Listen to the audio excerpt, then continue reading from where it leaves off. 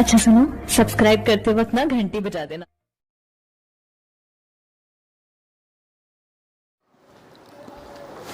Hello friends, आप सभी कैसे हैं?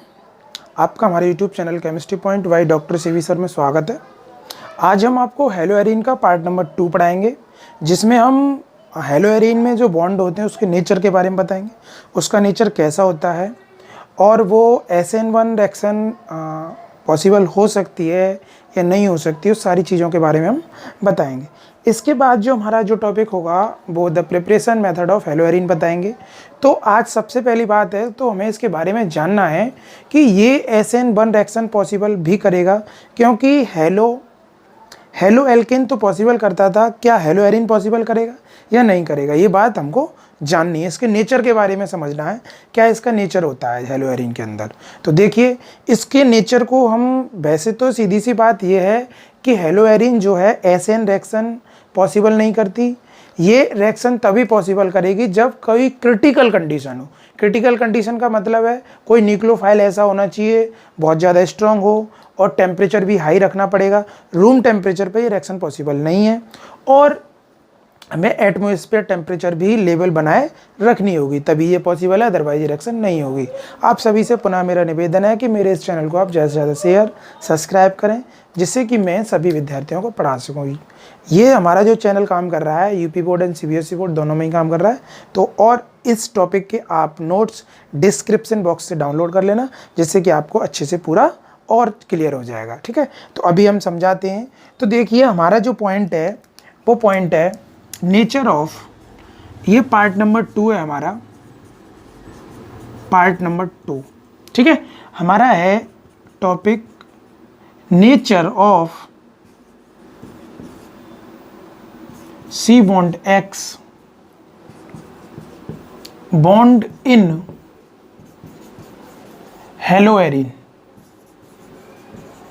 हेलोएरीन इसका मतलब है हेलो एरीन में C बॉन्ड X बंध की प्रकृति, इसके बारे में हमें जानना है। तो सबसे पहले हमें बात ये जाननी है कि देखिए भाई, हमारे पास दो चीज़ें, एक तो है ARX, ये तो हेलोएरीन है, ये क्या है हेलोएरीन, और दूसरा है हमारे पास RX, ये क्या है एल्किल हैलाइड।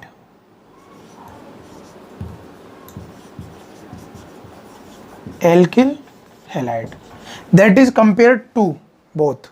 अब ये दोनों हमें कंपेयर करने हैं कि कौन सी की ताकत ज़्यादा है और कौन की कम है। तो अभी आपको एक बात समझनी है, C6H5 बॉन्ड Cl इधर में ले लूँ तो CH3Cl। ठीक है, अब आपको ये समझना, अब यहाँ देखिए एक बात समझनी है, अगर मैं इसके स्ट्रक्चर के फॉर्मूलों को ड्रॉ करूँ तो ये बनेगा ये, तो ये Cl है, और इसका स्ट्रक्चर को फॉर्मूला को ड्रॉ करूँ तो ये होगा। That is clear. अब देखिए, अब यहाँ हेलोजन जो है वो डायरेक्ट सिंगल बॉन्ड पे अटैच है, तो इसकी जो इलेक्ट्रोनेगेटिविटी होती है वो बहुत कम होती है। इसकी इलेक्ट्रोनेगेटिविटी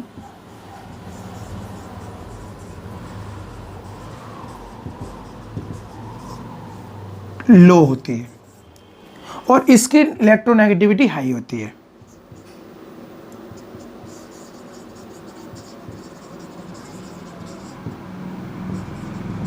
इसकी इलेक्ट्रोनेगेटिविटी हाई होती है। अब हाई क्यों होती है, ये हमें यही बात हमको जाननी है। तो इसका मतलब ये है, जब इसकी इलेक्ट्रोनेगेटिविटी हाई है तो ये क्लोरीन जो है इसके इलेक्ट्रॉनों को ये देगा नहीं, ये लेके नहीं जा पाएगा। तो इसका मतलब ये है कि जब इलेक्ट्रोनेगेटिविटी हाई होती है तो आप ये बात समझ लो, इसके पास ये जो सिंगल बॉन्ड है इस जगह पार्शियल डबल बॉन्ड होता है। पार्शियल डबल बॉन्ड नेचर होता है। इसके पास जो है पार्शियल डबल बॉन्ड का नेचर होता है, बट इसके पास पार्शियल डबल बॉन्ड का नेचर नहीं होता। तो ये इस तरीके से इसमें तो SN रिएक्शन पॉसिबल है, बट इसमें एसएन रिएक्शन पॉसिबल नहीं है। ये जो है हेलोजन है ये यहाँ से रिमूव नहीं कर सकता, यानी एसएन रिएक्शन नॉट पॉसिबल। यानी एल्किल एलाइड तो हेलो एल्किन रिएक्शन पॉसिबल करता है बट हेलो एरिन नहीं करता। अब हेलो एरिन का मेन रीजन है कि इसके पास पार्शियल डबल बॉन्ड होता है। इसलिए एक सिंपल सी बात में कोई कह दे कि ये बताइए क्या hello Erin nucleophilic reaction denote करता है? नहीं करता। क्यों? क्योंकि जो आपके पास हेलोजन एटम जो कार्बन होती है उसके पास पार्शियल डबल बॉन्ड होता है, और डबल बॉन्ड होने के कारण ये ज़्यादा कार्बन जो स्टेबल होती है और इसकी इलेक्ट्रोनेगेटिविटी भी ज़्यादा होती है। तो ये यानी इस हेलोजन को आसानी से यानी रिमूव नहीं कर सकता, इसलिए ये एसएन रिएक्शन पॉसिबल नहीं है। अब बात आती है कि इसके रीजन क्या क्या हो सकते हैं। हमें अब रीजन के बारे में जानना है, इसके रीजन क्या क्या हो सकते हैं। तो इसके रीजन 4 रीजन है। कितने रीजन है? 4 रीजन। यानी SN1 given not reaction 4 reason. इसके 4 रीजन है। पहला रीजन है रेजोनेंस कंडीशन, दूसरा रीजन है एस ऑर्बिटल, तीसरा रीजन है स्टेबिलिटी और चौथा रीजन है रिचर। हेलो एरिन जो स्ट्रक्चर होती है वो रिचर होती है। तो अभी हमें समझना है, तो मैं सबसे पहले इसका आप स्क्रीनशॉट ले लो। मैं सबसे पहले फर्स्ट पॉइंट यानी अपने फर्स्ट कंडीशन को बताऊंगा मैं, ठीक है, रेजोनेंस कंडीशन के बारे में। अब मैं ये प्रूफ करूंगा कि इसके पास डबल बॉन्ड होता है अकॉर्डिंग टू रेजोनेंस कंडीशन, ठीक है। तो देखिए इसे स्क्रीनशॉट ले लो, मैं रेस कर रहा हूँ। तो हमारा जो फर्स्ट पॉइंट है वो समझना है हमें। तो इसके पास जो है वो पार्शियल डबल बॉन्ड कैसे होता है और ये हेलोजन ग्रुप को क्यों रिमूव नहीं कर पाता, तो समझने की कोशिश करें सभी साथियों। तो अभी मैं स्ट्रक्चर बनाना हूँ, ये स्ट्रक्चर है बेंजीन, यानी यहाँ पे मैंने एक हेलोजन ले लिया। तुम्हें पता है हेलोजन की आउटर यानी हेलोजन का एटॉमिक नंबर कितना होता है? 17 होता है। 2,8,7 आउटर सेल में कितने इलेक्ट्रॉन है? 7। तो 7 इलेक्ट्रॉन जो है वो वैलेंसी इलेक्ट्रॉन है और 7 इलेक्ट्रॉन, तो इसके पास एक एक इलेक्ट्रॉन तो यहाँ पे शेयरिंग हो गई। तो इसके पास कितने लोन पेयर बचे? 3 लोन पेयर है, ठीक है। एक बॉन्ड यहाँ डबल होगा, एक डबल बॉन्ड यहाँ होगा, एक डबल बॉन्ड यहाँ होगा। That is structure formula of hello Erin. अब क्या होगा, इस पर पार्शियल डबल बॉन्ड क्या है, ये क्या करेगा, यहाँ एक पार्शियल डबल बॉन्ड है, ये आपको ये दिख रहा है, यानी ये मैंने ये डॉट डॉट करके बॉन्ड बनाया, ये पार्शियल डबल बॉन्ड है। अब क्या होगा, ये इस कार्बन पे आप देख सकते हैं 5 बॉन्ड हो गए, ऐसा पॉसिबल नहीं है, ऐसा पॉसिबल नहीं है। तो क्या होगा, अब इस कंडीशन में क्या होगा, ये वाली जो कार्बन है ये पाई इलेक्ट्रॉन को इस कार्बन को देने की कोशिश करेगी, और ये वाला जो लोन पेयर है, ये वाला जो लोन पेयर है वो इस बॉन्ड को दे देगा, इसको देगा। तो इसकी अकॉर्डिंग टू रेजोनेंस कंडीशन, तो इसकी अनुनाद स्थिति के कारण अब कुछ कंडीशन ऐसे होगी, जरा समझे। तो जब ये जो लोन पेयर है, ये वाला जो लोन पेयर है, लोन पेयर जानते हो लोन पेयर किसे कहते हैं? एकाकी इलेक्ट्रॉन युग्म, एकाकी इलेक्ट्रॉन युग्म इसे बोलते हैं। तो ये एकाकी इलेक्ट्रॉन इस कार्बन पर शिफ्ट हो जाएगा और यहाँ का पाई इलेक्ट्रॉन इस कार्बन पर शिफ्ट हो जाएगा। तो समझें जरा, तो इस जगह तो भैया डबल बॉन्ड आ गया, ठीक है, और यहाँ से ये इलेक्ट्रॉन, ये पाई इलेक्ट्रॉन इधर शिफ्ट हो गए, इस पे नेगेटिव आ गया। जब ये पाई इलेक्ट्रॉन इधर शिफ्ट हो गए तो यहाँ क्या होगा, यहाँ डबल बॉन्ड हो जाएगा, और बाद बाकी सारे जो बॉन्डेड हैं वो एज इट इज रहेंगे। सॉरी, अब क्या हुआ, ये बॉन्ड यों की त्यों रहेगा, ये बॉन्ड यों की त्यों रहेगा, ठीक है। तो अब क्या होगा, इस कंडीशन में क्या होगा, अब ये जो नेगेटिव लोन पेयर इलेक्ट्रॉन है, अब ये क्या करेगा, ये वाले इलेक्ट्रॉन तो इस तरफ आएंगे, इस कार्बन पे आएंगे, और ये वाले जो पाई इलेक्ट्रॉन है वो इस कार्बन पे जाएंगे, ये जो पाई इलेक्ट्रॉन है वो इस कार्बन पे जाएंगे, और ये वाले जो इलेक्ट्रॉन है वो इस कार्बन पे आएंगे। तो इसकी रेजोनेंस कंडीशन, इसकी जो दूसरी स्ट्रक्चर ड्रॉ होगी वो इस तरीके से होगी। ये तो डबल बॉन्ड है, ये ऐसे ही रहेगा, इसमें कुछ नहीं होने वाला, 4 इलेक्ट्रॉन है इसके पास भी लोन पेयर के। अब क्या होगा, ये इलेक्ट्रॉन इधर आएगा तो यहाँ डबल बॉन्ड शिफ्ट हो जाएगा, यहाँ डबल बॉन्ड आ जाएगा। अब यहाँ पे जो पाई इलेक्ट्रॉन थे वो पाई इलेक्ट्रॉन इधर शिफ्ट हो जाएंगे, तो इस पे नेगेटिव आ गया, तो इस पे क्या आ गया, नेगेटिव आ गया, और ये double bond as it is, ठीक है। तो ये दूसरी कंडीशन होगी। अब तीसरी स्ट्रक्चर में क्या होगा, अपनी में तीसरी स्ट्रक्चर जो ड्रॉ होगी, अब ये वाले जो लुईस जो हमारे पाई, ये जो लोन पेयर इलेक्ट्रॉन है वो लोन पेयर इलेक्ट्रॉन इस कार्बन पे शिफ्ट होंगे, और ये जो पाई इलेक्ट्रॉन है, पाई इलेक्ट्रॉन इस कार्बन पे शिफ्ट होंगे, ये इस कार्बन पे शिफ्ट होंगे, इस वाली कार्बन पे शिफ्ट होंगे। तो जरा समझें, तो इसकी जो कंडीशन होगी वो कुछ ऐसे होगी, इसकी कंडीशन कुछ ऐसे होगी। तो यहाँ क्या है, डबल बॉन्ड है, ये सिंगल बॉन्ड है। जब ये माइनस इलेक्ट्रॉन इधर शिफ्ट होगा तो ये क्या आ जाएगा, यहाँ डबल बॉन्ड आ जाएगा। और यहाँ का ये जो पाई इलेक्ट्रॉन इधर शिफ्ट होंगे तो इस पर नेगेटिव चार्ज आएगा। और इसने जब इलेक्ट्रॉन डोनेट किए थे तो इस पर पॉजिटिव चार्ज था। भाई यहाँ पे कैसा चार्ज था, पॉजिटिव चार्ज था। इस क्लोरीन ने जब इलेक्ट्रॉन डोनेट किए थे तो इस पर पॉजिटिव चार्ज था। अब क्या होगा, ये इलेक्ट्रॉन इस क्लोरीन को वापस दे देगा, तो ये इलेक्ट्रॉन इस कार्बन पे जाएंगे और ये इलेक्ट्रॉन इस पे चले जाएंगे। तो इस कंडीशन में इसकी जो स्ट्रक्चर ड्रॉ होगी वो ये होगी, समझो। तो यहां डबल बॉन्ड, ये डबल बॉन्ड, ये पाई इलेक्ट्रॉन इधर चले गए तो इधर डबल बॉन्ड और यहां सिंगल बॉन्ड। इसके पास अगेन 6 लोन पे इलेक्ट्रॉन आ गए। अब इस स्ट्रक्चर को और इस स्ट्रक्चर को देखो, एक जैसी है, बस क्या है, इलेक्ट्रॉन क्लाउड में घूम रहे हैं। इलेक्ट्रॉन क्या हो रहे हैं, क्लाउड में घूम रहे हैं। तो अब इस कंडीशन को हम ऐसे डिनोट कर सकते हैं। तो अगर मैं इसकी स्ट्रक्चर एक ही बना दूं तो क्या कंडीशन पॉसिबल हुई होगी। देखो, इस पे नेगेटिव यानी इस पे पार्शियल नेगेटिव चार्ज आया था और इलेक्ट्रॉन रेजोनेंस की कंडीशन में घूम रहे हैं। और ये हेलोजन एटम्स जो लगा था इस पे पार्शियल पॉजिटिव चार्ज था और यहाँ पे भी हमारा पार्शियल नेगेटिव चार्ज था और यहाँ पे भी पार्शियल नेगेटिव चार्ज था। इट मीन्स इससे ये भी पता चलता है कि जो हमारी रिएक्शन पॉसिबल होंगी, जो हमें केमिकल रिएक्शन देंगी, वो अब देखो 1 2 3 मैंने क्या बताया था, पोम। तो ये पैरा, ये पैरा, यानी रिएक्शन जो पॉसिबल होंगी वो किस पे होंगी, ऑर्थो और पैरा पर ही पॉसिबल होंगी। इस नेचर से हमें ये भी पता चल रहा है। देन यहां अगर हम रिएक्शन की कंडीशन को समझें, तब अभिक्रिया को समझें, तो अगर मैं एक हैलोजन ले लूं, ये हैलोजन एटम्स है, और मैंने एक न्यूक्लियोफाइल ले लिया, इस पे नेगेटिव है, तो ये रिएक्शन पॉसिबल नहीं है। अब मैंने यहां चलो न्यूक्लियोफाइल जबरदस्ती लगा भी दिया, Nu प्लस X माइनस, कैसी कंडीशन है, विद डिफिकल्ट कंडीशन। ये डिफिकल्ट कंडीशन है, विद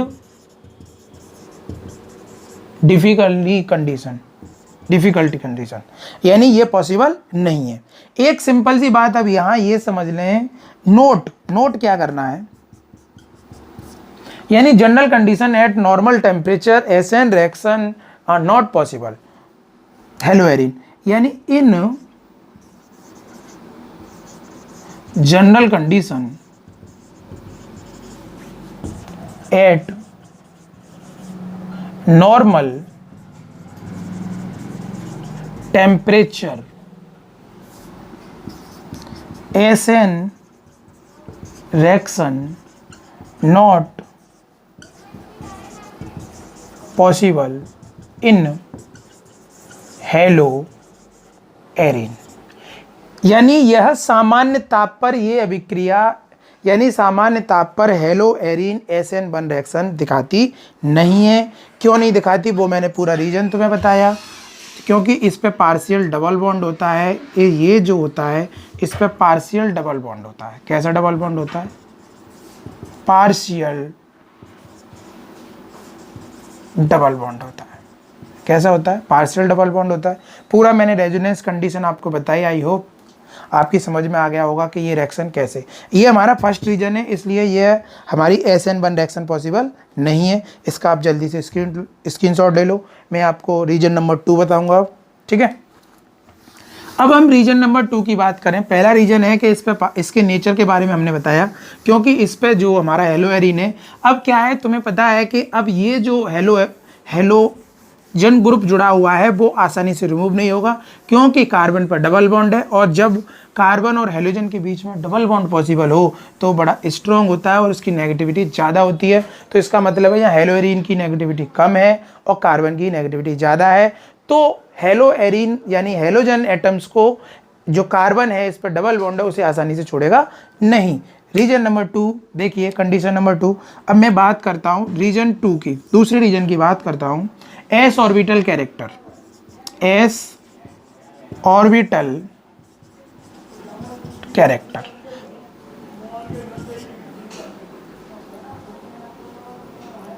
एस उपकोष के कारण। अब यहां समझना है, एक बात समझनी है। अब देखिए ये मेरे पास हेलोएरीन है, दैट इज हेलोएरीन। यहां डबल बॉन्ड, ये डबल बॉन्ड, ये डबल बॉन्ड, और दूसरी तरफ मैंने ले लिया ARX, क्या बोलते हैं, एल्किल हैलाइड, एल्किल हैलाइड। बड़े अच्छे से समझनी है। अब इसमें मैं एक कार्बन ले लेता हूँ, CH3 बॉन्ड Cl या X। तो अब मुझे बताइए इस कार्बन पे जो हाइब्रिडेशन है वो कैसा है, sp2 है। देखिए हाइब्रिडेशन समझ लीजिए, हाइब्रिडेशन कैसे पता लगाते हैं।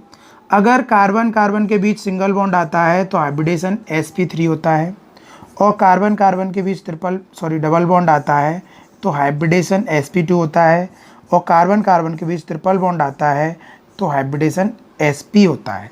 That is clear. अब s कैरेक्टर की बात कर रहे हैं तो यहाँ हाइब्रिडेशन कैसा है, sp2, बट यहाँ कार्बन और इसके बीच में जो बॉन्ड है वहाँ हाइब्रिडेशन कैसा है, sp3। अगर मैं अब यहाँ s ऑर्बिटल की परसेंटेज की बात करूँ तो यहाँ पे s 1 है और ये 3 p है। टोटल परसेंटेज कितनी होती है, 100, तो टोटल 4 है, 4 का डिवाइड दे दो तो कितना आया, 25%। तो यानी s मतलब है s यहाँ कितने परसेंट स्टेबल है, 25%, ठीक है। बट यहाँ देखिए यहाँ टोटल कितने भाई, 3 है, 3 का मतलब 100 में 3 का डिवाइड देंगे तो 33.33। तो यानी s कैरेक्टर जो है कितना स्टेबल है, 33% स्टेबल है। कितने परसेंट स्टेबल है, 33% स्टेबल है। तो इट मीन्स यानी ये हेलोजन ग्रुप को रिमूव नहीं करेगा और ये आसानी से हेलोजन ग्रुप को रिमूव कर देगा। अब मैं इसकी स्टेबिलिटी बताऊं इसकी, तो और इसकी बात है, जब एस कैरेक्टर की मात्रा ज़्यादा होगी तो उसकी इलेक्ट्रोनेगेटिविटी भी ज़्यादा होगी। तो इसकी इलेक्ट्रोनेगेटिविटी भी हाई है। इसकी जो इलेक्ट्रोनेगेटिविटी है,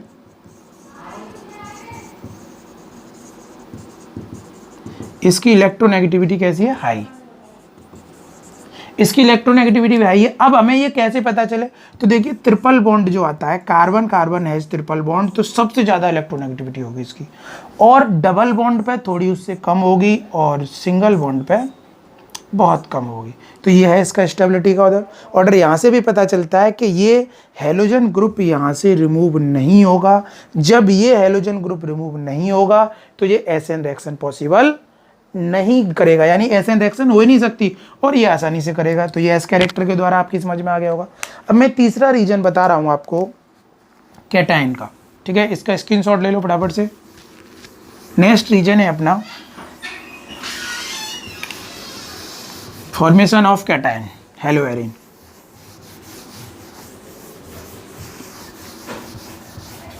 formation of cation, formation of cation. अगर हम बात करें ऑफ हेलोएरीन, ऑफ हेलोएरीन, अगर हम बात करें, एक सिंपल सी बात है, हमारे पास क्या है,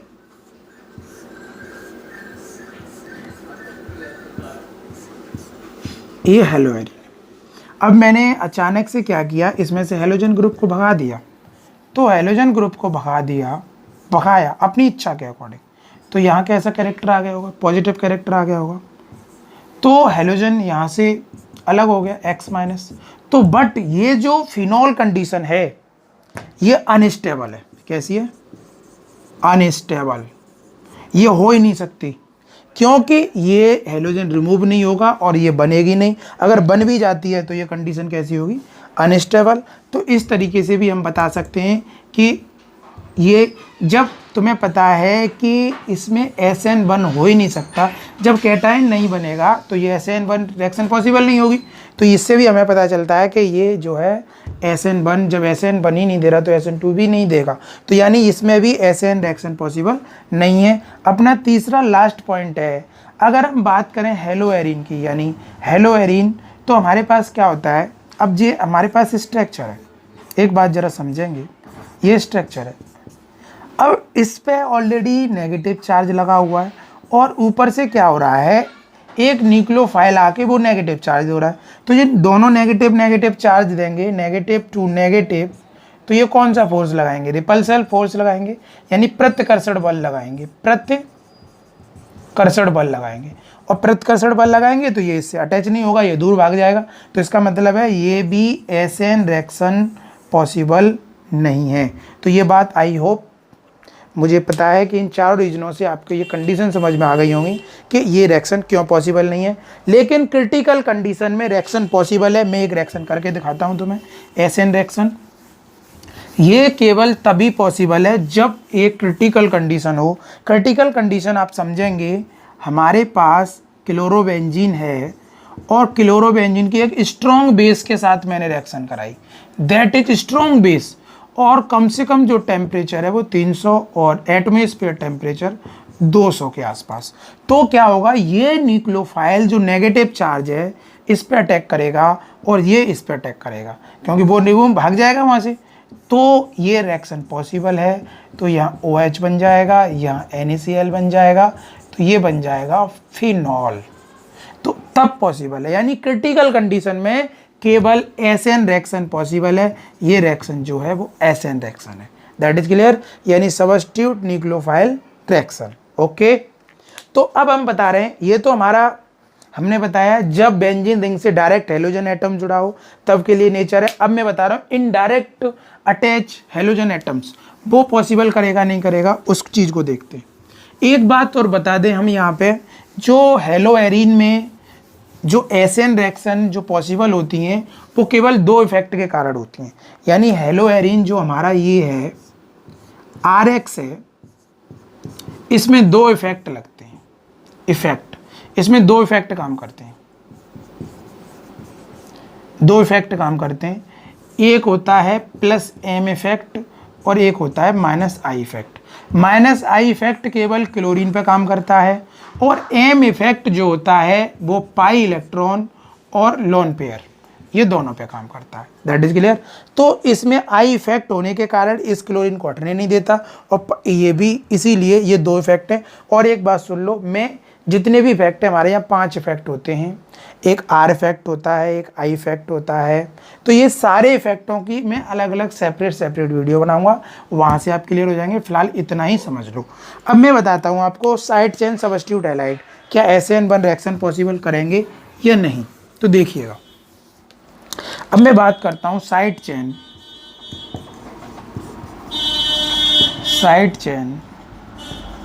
substitute halide. Side chain substitute halide मैंने क्या बताए थे, मैंने बताया था आपको दैट इज बेंजीन। ये क्या है, बेंजीन है।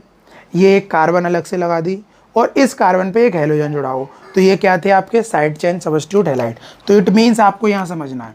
अब ये तो हमारा बेंजीन रिंग है, यहाँ एक कार्बन लगा हुआ है और इस पे हेलोजन लगा हुआ है। तो इसका मतलब है ये तो बिल्कुल भाई एज ए वर्किंग RX, यानी ये बिल्कुल किसकी तरह कार्य कर रहा है, RX की तरह कर रहा है भाई। देख लो आप खुद समझिएगा। यानी अब मैंने एक फेनिल ग्रुप जोड़ दिया इस पे, तो और ये तो एज ए मिथाइल, यानी इसका नाम भी बनाओगे ना तुम, तो इसका नाम बनाओगे 1 फेनिल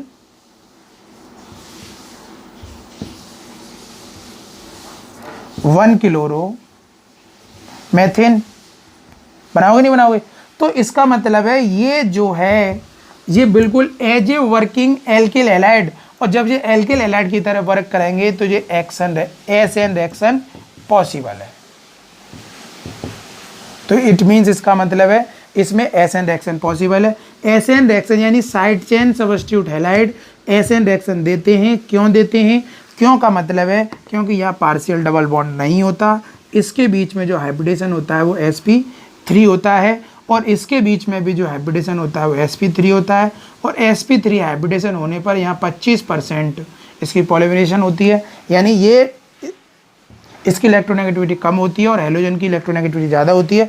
तो ये अपने इलेक्ट्रॉनों को लेकर चला जाता है और यहाँ ये रिएक्शन पॉसिबल है। अब ये रिएक्शन कैसे होती है तो देखिए, AR एक फंक्शनल ग्रुप है, फेनिल यहाँ हेलोजन है, तो ये अपने दोनों इलेक्ट्रॉनों को लेके चलता बनेगा।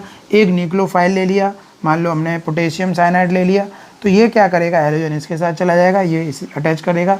तो यहाँ जो रिएक्शन बनेगी Ar minus CH2Cn plus KX, that is clear. तो यानी इसका मतलब है, यानी side chain substitute halide SN reaction possible है but not possible nucleic substitute halide. यानी जो हमारे न्यूक्लिक जो डायरेक्ट बेंजीन रिंग से जुड़े होते हैं वो इस रिएक्शन को पॉसिबल नहीं देते। आज के लिए इस वीडियो में इतना ही, और कल से हम आपको इसका प्रिपरेशन मेथड बताएंगे, यानी हेलोएरिन कैसे कैसे बनाई जाती है। और आपसे दोबारा निवेदन है कि मेरे इस चैनल को आप शेयर, सब्सक्राइब, लाइक करें, जिससे कि मैं सभी विद्यार्थियों को पढ़ा सकूं। जब तक के लिए जय हिंद, जय भारत।